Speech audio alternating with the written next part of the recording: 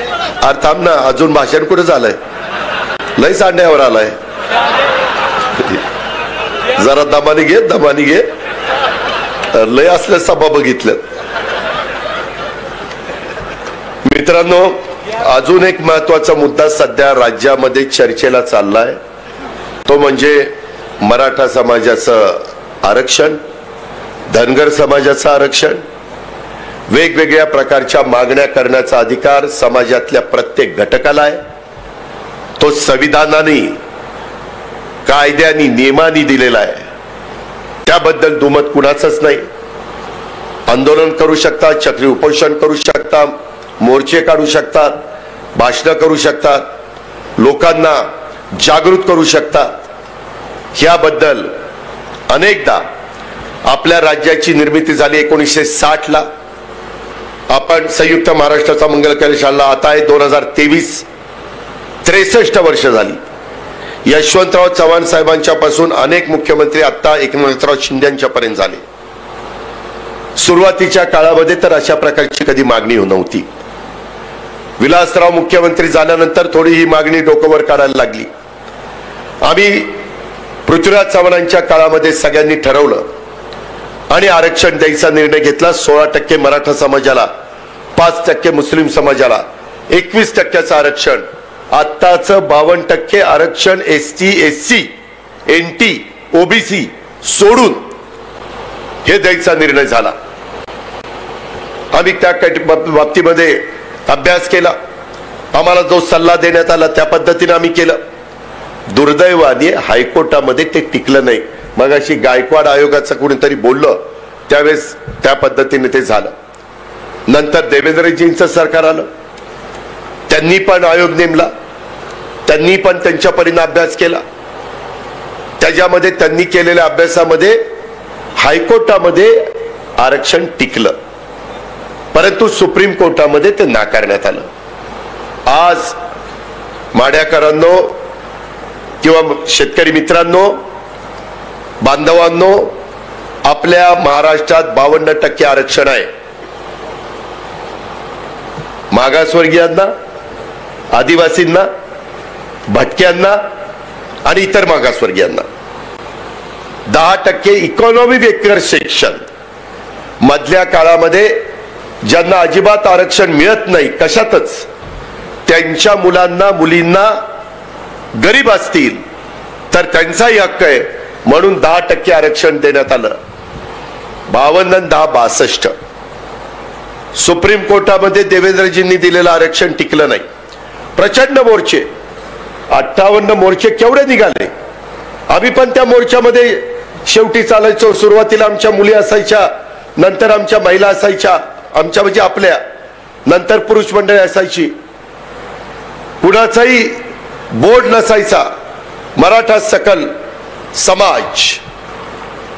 तशाच पद्धतीनं धनगर समाज आपल्या आपल्या परीनं मागणी करतोय.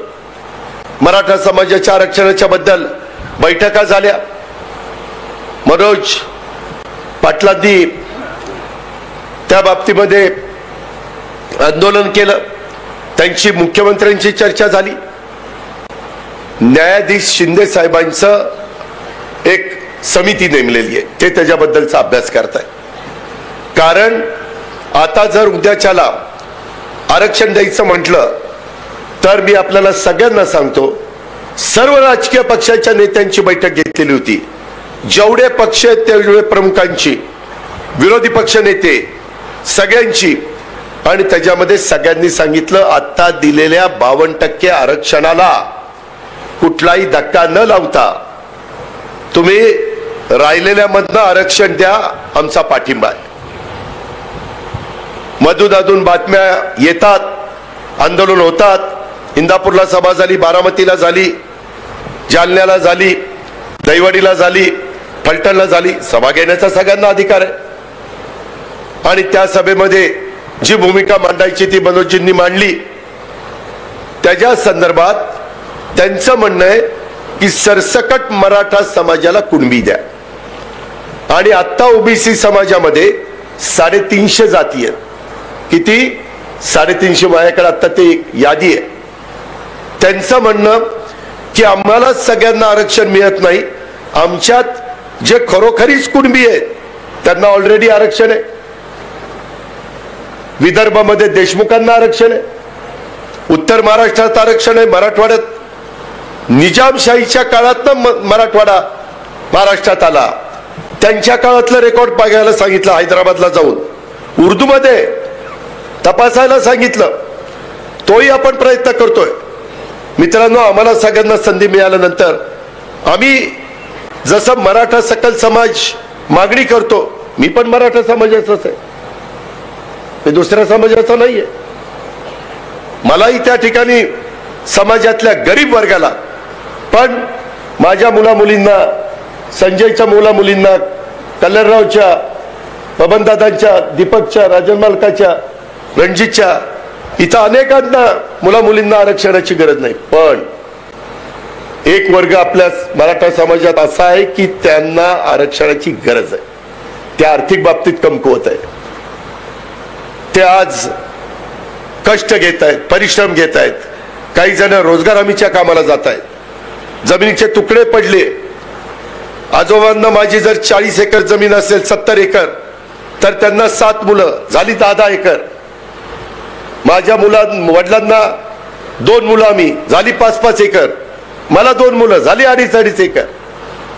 झाला अत्यल्प भूधारक, कारण त्याच्यात तर कुणी थांबायला तयारच नाहीये. स्वातंत्र्य मिळालं तेव्हा 35 कोटी होतो, आता 140 कोटी झालोय. 35 चोक 140, चौपट 75 वर्ष. याला कुठल्या जगाची ताकदच नाही, कुठल्या देशाची. उलट आता जपानची लोकसंख्या कमी होतीये, ते जास्त मुलं जर जन्माला आणली तर त्यांना सवलती देत आहेत, त्यांना वेगवेगळ्या प्रकारे इन्सेंटिव्ह देत आहेत.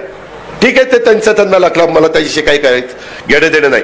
आपण योग्य पद्धतीनं 1-2 अपत्यावर, मी एक अपत्यावर म्हणणं बरोबर नाही, मलाच 2 आहेत तर म्हणतील तुला 2 आहे, तू काय सांगतो एक अपत्यावर. त्याच्यावर 2 अपत्यापर्यंत थांबलं पाहिजे. सगळ्या समाजाने, कुठल्याही जातीमध्ये, धर्मामध्ये, पंथामध्ये असं काही सांगितलेलं नाहीये. देवाची कृपा, देवाची कृपा काय, देवाची कृपा नसते, आपलीच कृपा असते. त्याच्यामुळं तुम्ही उगीच हे काहीतरी सांगून लोकांना वेगळं बनवण्याचा प्रयत्न करू नका. मनोज पाटलांनी जी काही भूमिका मांडलेली आहे, त्यांनी 30 दिवस घेतले, परत 10 दिवस दिले, त्याच्याबद्दल आमचा सगळ्यांचा प्रयत्न चाललेला आहे. आम्ही अतिशय तज्ञ प्रख्यात वकिलांशी बोलतोय, कारण मित्रांनो, आता राज्यकर्ते आम्ही आहोत. उद्याच्याला द्यायचं झालं ते टिकलं नाही तर लोक म्हणतील ही निव्वळ आम्हाला फसवतात, हे आम्हाला बनवतात राज्यकर्ते. अशाच पद्धतीचा समाजाचा दृष्टिकोन त्या ठिकाणी होईल. आणि म्हणून जसं एकदा दुधाने तोंड पोळल्यानंतर ताक देखील आपण फुंकून पितो, तसं प्रयत्न त्या ठिकाणी करतोय. मित्रांनो, आता मात्र ते म्हणतात की सगळ्यांनाच कुणबी द्या.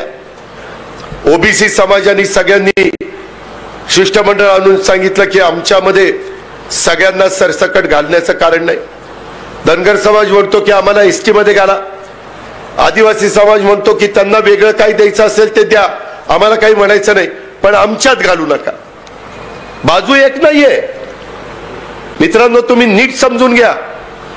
आज समजून घेण्याची मनस्थिती, मानसिकता विशेषतः मराठा समाजातल्या तरुण तरुणींची राहिलेली नाही. काही काही ठिकाणी तर सभेला ज्यांच्याकडे ओबीसी सर्टिफिकेट आहे, कुणबी आहे, ते पण जाऊन बसतात. आम्हाला ज्यावेळेस कळलं त्यांना विचारलं तुम्ही का गेला होता, नाही सगळेच जातात म्हणून आम्ही पण गेलो होतो. अरे म्हटलं तुम्हाला तर आहे ना ओबीसीचं सर्टिफिकेट, तुम्हाला आरक्षण आहेच, जे कुणबी आहेत ते.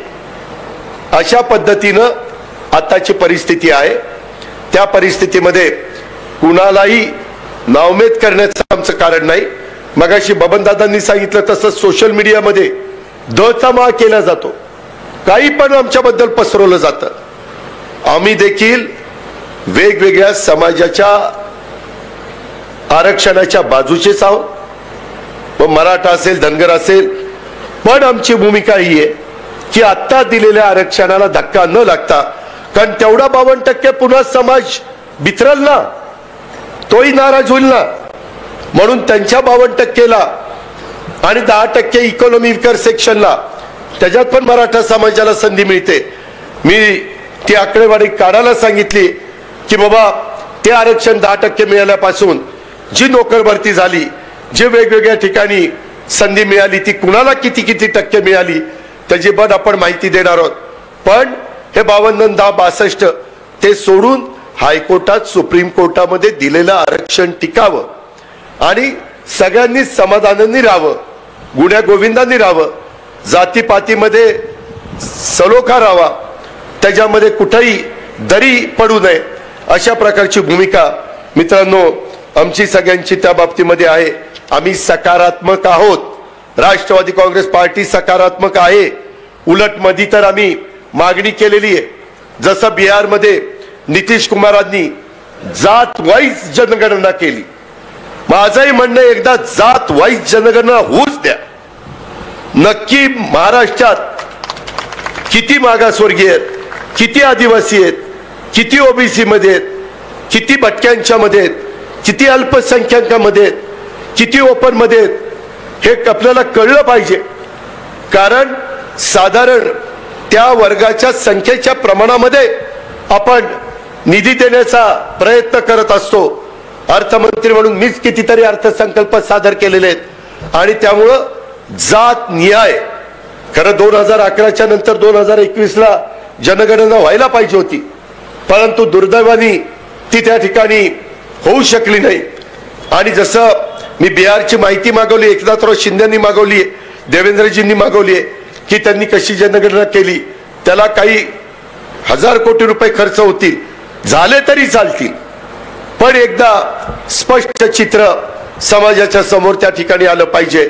आणि हे सगळं करत असताना आज जो सकल मराठा समाज मागणी करतोय, ती पण मागणी पूर्णत्वाला नेत असताना त्याच्यातून इतरांच्याही कुठं आरक्षणाला धक्का लागणार नाही, त्यांच्याही भावना कुठं दुखावल्या जाणार नाही. आणि असणाऱ्या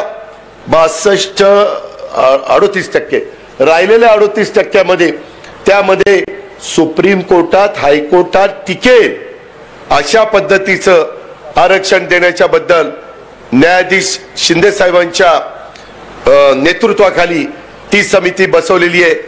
आणि तशा पद्धतीचं काम सुरू झालेलं आहे. ही पण बाब आपण सगळ्यांनी या निमित्तानं लक्षामध्ये ठेवावी. आणि दुसरा महत्वाचा विषय म्हणजे आपला मंत्रीपद. त्याच्या संदर्भामध्ये आता मला तिथं जागाच नाही. पूर्वी मला सांगता यायचं वरिष्ठांनी नाही केलं त्याला मी काय करू. थांबणार. त्याच्या संदर्भात आम्ही सगळ्यांनी, एकनाथराव शिंदे आणि देवेंद्र फडणवीसांचं सरकार झालं, 20 लोकांचं मंत्रिमंडळ होतं आणि त्याच्यात आम्ही चर्चा केली आणि हे वेगवेगळ्या प्रकारच्या प्रश्नांची सोडवणूक करण्याच्या करता, आमची कामं होण्याच्या करता, बहुजन समाजाचं भलं होण्याच्या करता, वंचित वर्गाचं, गरीब वर्गाचं, मागासवर्गीय आदिवासी वर्गाचं, अल्पसंख्याक वर्गाचं भलं होण्याच्या करता आम्ही सगळ्यांनी ही भूमिका घेतली. आज 45-50 आमदार भूमिका घेतात, हे काही साधी सुधी गोष्ट नाहीये. आणि त्याच्यातनं आम्ही पण 30-35 वर्ष समाजकारण, राजकारण केलेलं आहे. आम्ही पण वरिष्ठांचा मान राखलेला आहे, वरिष्ठांचा आदर केलेला आहे, वरिष्ठांनी जे सांगितलं ते त्या ठिकाणी पाळलेलं आहे, हेही आपल्याला सगळ्यांना माहिती आहे. वरिष्ठांनी बाहेरनं 2014ला भाजपला पाठिंबा दिला, आम्ही गप्प बसलो, ठीक आहे, दिला, निर्णय घेतला, मान्य आहे. अशा अनेकदा घटना घडल्यात, त्याचा मी बऱ्याचदा साक्षीदार झालेलो आहे. स्वर्गीय RR पाटील आज हयात नाही, नाहीतर RR आणि मी अशा वेळेस बऱ्याचदा असायचो. पिचड साहेब असायचे, भुजबळ साहेब असायचे, पद्मसिंह असायचे, पाटील, विजयसिंह मोहिते पाटील असायचे, हे एक ज्येष्ठ नेते म्हणून त्यामध्ये असायचे. ही पण बाब तेवढीच निर्विवादपणे सत्य आहे, हे पण मी आपल्याला अतिशय स्पष्टपणे सांगतो. आणि त्याच्यातनं आम्ही ही भूमिका स्वीकारलेली आहे. आता आम्ही त्यांना सांगितलेलं होतं की साधारण शिंदे साहेबांचे जेवढे मंत्री पद असतील, कारण त्यांचे पण 51 आमदार आहेत, आमचे पण तेवढेच आहेत, सगळ्यात जास्त आमदार भाजपचे आहेत, 105 का 106, आणि 9 बाहेरनं पाठिंबा देणारे 115 असे आमदार त्यांच्या विचाराचे आहेत आणि त्या पद्धतीनं करा. पहिल्यांदा त्यांनी 9 मंत्रिमंडळामध्ये सहकारी घेतले आणि त्याच्यातनं वेगवेगळ्या प्रकारच्या बातम्या येत आहेत. त्याच्यातनं किती राष्ट्रवादीला मिळत आहेत, किती शिंदे साहेबांचा तो अधिकार आहे कारण ते मुख्यमंत्री आहेत. मात्र संख्या देवेंद्र फडणवीस साहेबांच्या भाजपची जास्त असल्यामुळं ते त्याच्यामध्ये महत्वाची भूमिका बजावणार हे देखील त्रिवार सत्य आहे. आणि आम्ही पण त्यांना विचारतोय, मध्ये पितृपंधरवडा चाललेला होता, आता पितृपंधरवडा झालाय, नवरात्र झाली, उद्या दसरा आहे, दिवाळी आली, जो काही निर्णय त्याच्यामध्ये, कारण 3 पक्षाचं सरकार आहे, त्यांच्याही वरिष्ठ मोदी साहेब पंतप्रधान आणि अमित शाह साहेब गृहमंत्री अशा पद्धतीनं त्या वरिष्ठांच्या सल्ला मसलत करूनच हे निर्णय होत असतात. आणि त्याच्यातून राष्ट्रवादी काँग्रेस पक्षाला ज्या काही जागा मिळतील त्याच्यामध्ये व्यवस्थितपणे मी, भुजबळ साहेब, प्रफुल्ल पटेल, सुनील तटकरे, हसन मुश्रीफ, आम्ही सगळेजण मिळून तुम्हाला नाराज करणार नाही एवढाच शब्द मी या निमित्तानं आपल्या सर्व सहकाऱ्यांना देतो.